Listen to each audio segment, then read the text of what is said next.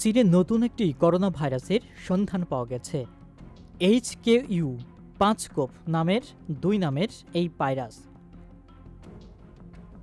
চীনে নতুন একটি করোনা ভাইরাসের সন্ধান পাওয়া গেছে। HKU5 নামের এক ভাইরাসের সঙ্গে মহামারী ভাইরাসের বেশ মিল রয়েছে। এতে শঙ্কা দেখা দিয়েছে। মাত্র 2 বছর আগে শেষ হওয়া কোভিডের পর আরেকটি মহামারীর কবলে পড়তে পারে গোটা বিশ্ব। চীনের উহানের ইনস্টিটিউট অব ভাইরোলজি নতুন স্ট্রেনটি বাঁদুরের মধ্যে পেয়েছেন। এছাড়া এটির সঙ্গে মার্সের সংশ্লিষ্টতা রয়েছে। মার্স করোনা ভাইরাস বেশ শক্তিশালী একটি ভাইরাস, যেটিতে আক্রান্ত ব্যক্তিদের 4 ভাগের 3 ভাগই মারা যায়। নতুন করোনা ভাইরাসটির সন্ধান দিয়েছেন সংক্রামকবিদ শি ঝংলি।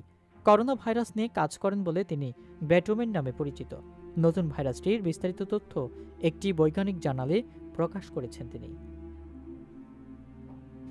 গবেষণায় দেখা গেছে HKU5 নামের নতুন ভাইরাসটি মানুষের কোষে এমনভাবে প্রবেশ করে যেমনটি করত কোভিড-19।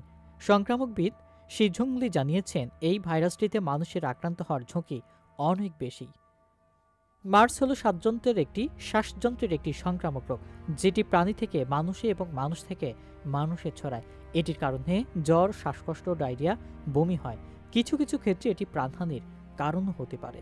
যুক্তরাষ্ট্রে এখন পর্যন্ত মার্স ভাইরাসে মাত্র 2 জন আক্রান্ত হয়েছেন।